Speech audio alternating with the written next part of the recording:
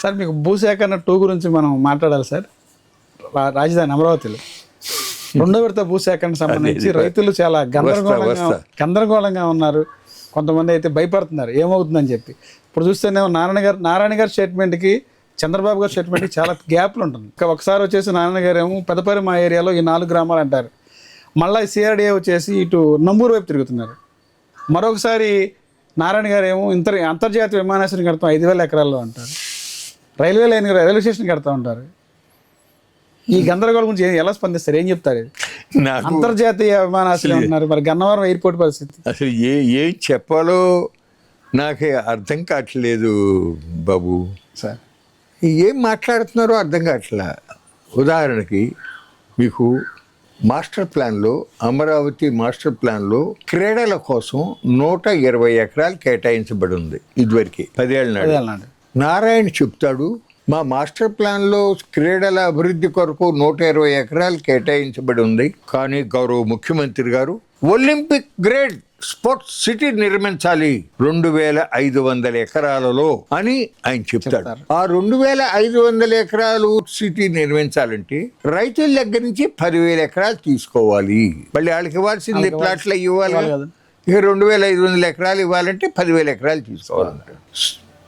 Olympic grade sports city develop చేయటం అసలు ఎంత ఖర్చు అవుతుంది? సాధ్యమవుతుంది అసలు ఒలింపిక్స్ గేమ్స్ ఇక్కడ స్టార్ట్ చేయడం? చెప్తా. ఆల్రెడీ మన భారతదేశంలో అహ్మదాబాద్లో నరేంద్ర మోడీ స్టేడియం అని చెప్పి ఉంది. కోవిడ్ టైంలో ఇతర దేశాల నుంచి వచ్చేటటువంటి విమానాలలో వచ్చే ప్రయాణికుల చెక్కింగ్ చెయ్యకుండా అమెరికా అధ్యక్షుడు ట్రంప్ వచ్చి దాన్ని ఓపెన్ చేయటానికి అని చెప్పి డిలే చేసిన సందర్భం అర్థమైంది మీకు. దాంట్లో 120,000 మంది కూర్చుంటారు ఆ స్టేడియంలో. ఎస్, వాటికి ప్రపంచంలో అతి ఎక్కువ మంది కూర్చోడానికి అవకాశం ఉండే స్టేడియం అది నరేంద్ర మోడీ స్టేడియం అహ్మదాబాద్లో ఉంది. ఆల్రెడీ గుజరాత్ గవర్నమెంట్ పక్షంగా 2036 సమ్మర్ ఒలింపిక్స్ ఈవెంట్కి మేము కూడా మా ప్రతిపాదన ఇస్తున్నాము అని చెప్పి ఆఫర్ ఇచ్చారు. అర్థమైంది మీకు. అక్కడ ఆ స్టేడియం కానీ అది చాలదు, ఇంకా ఇతర ఈవెంట్స్ కావాల్సినవి, అట్లాగే హోటల్స్, స్విమ్మింగ్ పూల్స్, అమ్మాబాబుతో ఇన్ఫ్రాస్ట్రక్చర్, తర్వాత ఈవెంట్ కండక్ట్ చేయటం మొత్తం మినిమం 70,000 కోట్లు ఖర్చు అవుతుందని లెక్కేశారండి. 70,000 కోట్లు. అర్థమైందా? ఇప్పుడు 2036 సమ్మర్ ఒలింపిక్స్కి ఆల్రెడీ భారతదేశం నుంచి ప్రధానమంత్రి సొంత రాష్ట్రం నుంచి ఆల్రెడీ ప్రతిపాదన. ఇక్కడ 2,500 ఎకరాలలో ఒలింపిక్ గ్రేడ్ స్పోర్ట్స్ సిటీయా?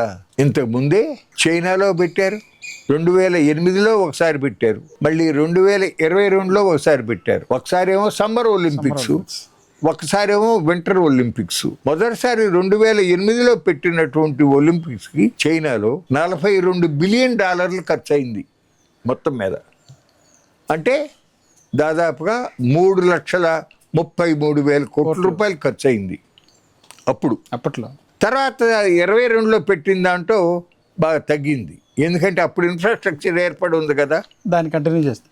అట్లాగే ప్యారిస్లో కానీ అట్లాగే ఇంకా ఇతర నగరాల్లో కానీ పెట్టి మినిమం 60,000 70,000 కోట్ల నుంచి పైనే అవుతాయి.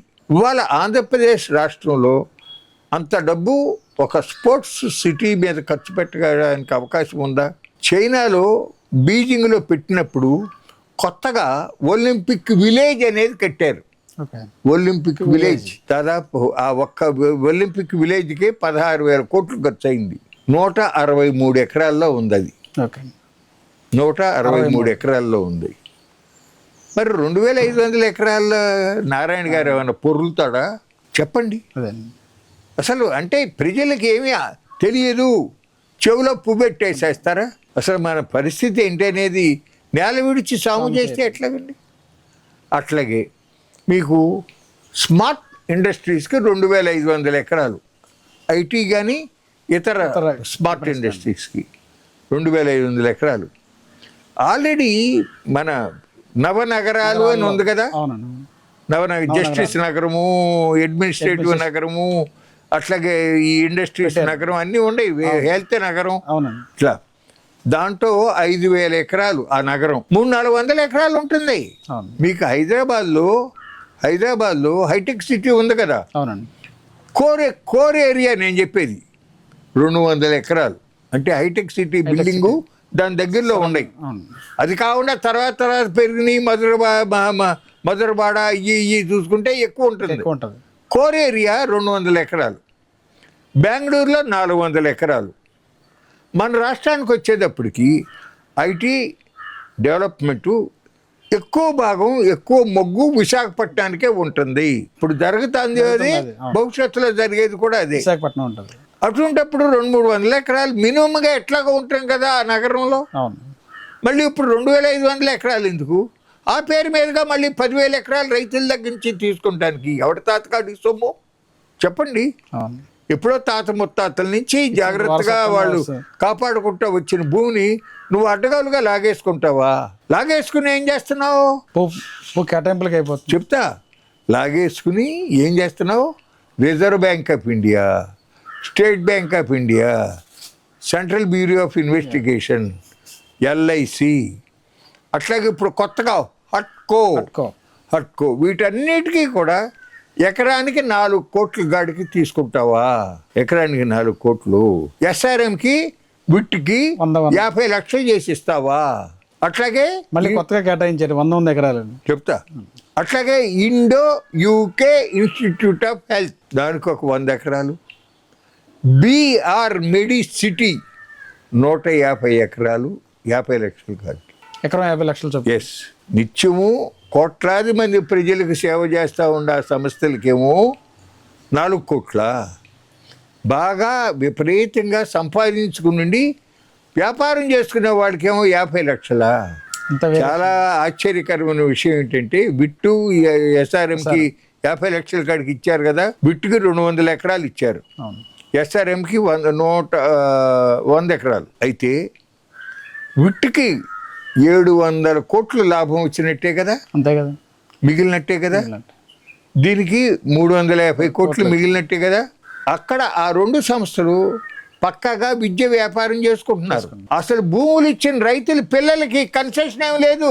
అసలు లోపల కూడా నాట్ అలౌడ్ అండి, ఫీజు కడితేనే లోపలికి. అంతే. తచ్చిమా వాళ్ళు ఎంత కడుతున్నారు, వీళ్ళతోనూ అంత కట్టించుకుంటున్నారు. అంతే కాదు సుమా, వీళ్ళకి గవర్నమెంట్ ఇచ్చింది 50 లక్షల కాడికి కదా. అంతేనండి.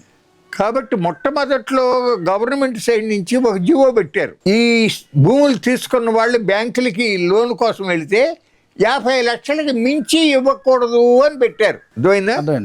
వాళ్ళకి భూమి ఇచ్చింది అదే రేటుగా, అంత మించి లోన్ ఇవ్వద్దని పెట్టారు. వాళ్ళు గౌరవ ముఖ్యమంత్రి గారిని కలిసి ఏం మాట్లాడారో ఏం జరిగిందో తెలియదు, కానీ ఆ లిమిట్ ఎత్తేసారు. అర్థమైందా? ఇప్పుడు వాళ్ళు ఏం చేస్తున్నారు, బ్యాంకుల్లో డబ్బు తీసుకున్నారు. భూమి రైతులది, డబ్బు బ్యాంకులది, వ్యాపారం వాళ్ళది, కోట్ల లాభాలు వాళ్ళకి, భూమి ఇచ్చిన రైతుకి మాత్రం గుండె సున్నా. ఈ విధమైనటువంటి తప్పు జరుగుతుంది అక్కడ. మళ్ళీ ఇప్పుడు ఇది అంటారు 5,000 ఎకరాలు ఎయిర్పోర్ట్ అంటారు, అంతర్జాతీయ విమానాశ్రయం. ఆల్రెడీ మన గన్నవరంలో విమానాశ్రయం ఉంది. ఎన్ని ఎకరాల్లో ఉందో తెలుసా అండి? 1163 ఎకరాలు. ఓకే. అక్కడ ఎక్కడ? అహ్మదాబాద్ ఇంటర్నేషనల్ ఎయిర్పోర్ట్, గుజరాత్ రాజధాని, 1124 ఎకరాలు. 1124. ఎస్, ఇంటర్నేషనల్ ఎయిర్పోర్ట్ సుమా. ఇప్పుడు భారతదేశం మొత్తం మీద వాటికి చాలా ఎక్కువ భూమి ఉన్నది శంషాబాద్ ఎయిర్పోర్ట్, 5,500 ఎకరాలు. అది మా చంద్రబాబు నాయుడు గారి పుణ్యమే. శంషాబాద్ ఎయిర్పోర్ట్ అసలు మామూలుగా అయితే ఒక ఎయిర్పోర్ట్ నుంచి ఇంకొక ఎయిర్పోర్ట్కి మినిమం 150 కిలోమీటర్ల అవతలైతే తప్ప పెట్టకూడదు. కానీ అది భోగాపురం ఎయిర్పోర్ట్ విషయంలోనూ అతిక్రమించారు. అట్లాగే ఇప్పుడు గన్నవరంలో ఎయిర్పోర్ట్ ఉండగా మళ్ళీ రాజధానిలో ఎయిర్పోర్ట్ అంటారు. అంతేకాదు వాళ్ళ రాష్ట్రంలో 6 ఎయిర్పోర్ట్లు ఆల్రెడీ ఉన్నాయి. తెలంగాణలో ఉవ్వాళ్ళకు ఉంది, శంషాబాద్ ఎయిర్పోర్ట్ ఒకటే. ఇప్పుడు కొత్తగా వరంగల్ దగ్గర పెట్టబోతున్నారు, ఇంకా 1, 2 వస్తాయి అనుకోండి. ఇక్కడ ప్రతి జిల్లాకి ఎయిర్పోర్ట్ ఎయిర్పోర్ట్ పెట్టాలంటాడు ఈయన. అవునండి. శ్రీకాకుళం జిల్లాలో ఎయిర్పోర్ట్ పెడితే ఎంతమంది ఎక్కుతారండి చెప్పండి. అది కట్టడంలో జిఎంఆర్కి ఏదన్నా బాగా సొమ్ము మిగులుతుందేమో కానీ, అతనికి ఏమన్నా లబ్ధి చేకూరుతుందేమో కానీ, అక్కడ ప్రజలకి ఏం మేలండి? అక్కడ ప్రజలకి అక్కడ ఉన్న లింకు అదే సార్. దాన్ని పూర్తి చేయుతూ వంశధార నాగావళి లింక్ పూర్తి చేసి ప్రాణహిత వేదవతి చాలా ఉన్నాయి అక్కడ చిన్న చిన్న నదులు. ప్రాజెక్టులోనే, అవును. వాటికి ఎక్కడెక్కడ చెక్ డ్యాములు కట్టి లిఫ్ట్ స్కీములు పెట్టి అక్కడ ఆ భూములకి నీటి సౌకర్యం కలిగిస్తే అక్కడి నుంచి బెదవాడ, ఉయ్యూరు, గుంటూరు వచ్చి ఆ కాంక్రీట్ పనుల్లో తట్టలు మోయాల్సిన పని వాళ్ళకి తప్పుతుంది. వాళ్ళకి కావాల్సింది అది. అట్లాగే అక్కడ ఉద్దానం అనే ఉంది కదా, ఆ ఉద్దానంలో వాటికి కూడా పిట్టలు రాలిపోయినట్టు రాలిపోతున్నారు కిడ్నీ ప్రాబ్లంతో. కారణం ఏంటి? స్వచ్ఛమైన త్రాగడానికి మంచినీరు లేకపోవడం. అటువంటి సమస్యలు పరిష్కారం చేసి వాళ్ళ అభిమానం చూరగొనాలి. కానీ ఎయిర్పోర్ట్ ఏంటి చెప్పండి? ఎందుకు ఇటువంటి పనులు దయచేసి మానుకో నాయన. ఇంకొక 5 ఏళ్ళు నువ్వు మంచిగా ఇప్పుడు చేసి ప్రజల అభిమానం చూరుకొని ఇంకొక 5 ఏళ్ళు నువ్వే ముఖ్యమంత్రిగా ఉండాలని కోరుకుంటున్నావు. కానీ ఆయన లైన్ అట్ట కనపడతలా. ఇప్పుడు ఈ పిచ్చి నడకనే ఏడిస్తే మళ్ళీ ఆ మహానుభావుడే వస్తాడు, జగన్మోహన్ రెడ్డి. వచ్చి మళ్ళీ దుర్మార్గమే అవుతుంది. మళ్ళీ రాజధాని వాళ్ళ ఆంధ్రప్రదేశ్లో ప్రజల పరిస్థితి ఏంటంటే ముందు నొయ్యి వెనక మారు గొయ్యి. అర్థమైంది మీకు? ప్రజలు ఆలోచించుకోవాలి ప్రత్యామ్నాయం. ఇక ఎంతసేపు ఈ యాక్టర్లేనా ఏమన్నా సరైనటువంటి ప్రజల కొరకు ప్రజల చేత పరిపాలించబడేటటువంటి ఒక మంచి వ్యవస్థ రావాలా లేదా అనేది ఆలోచించుకోవాలి. ఆ మోడీ గారు ఢిల్లీలో మొత్తం అన్ని ఎయిర్పోర్ట్లు, నౌకాశ్రయాలు, కరెంటు స్టేషన్లు, కరెంటు లైన్లు, ఇది అది అని కాదు, ప్రతిదీ మోడీ అదానికో అంబానీకో కట్టబెట్టేస్తున్నాడు. ఇక్కడ చంద్రబాబు నాయుడు గారు కూడా అదే పందాలో ఈయన కూడా నడుస్తూ ఉన్నాడు. మరి మార్పు జరగాలి అని కోరుకుంటూ ఉన్నాం, చెప్తా ఉన్నాం, కానీ ఆయన చెవికి ఎక్కట్లా.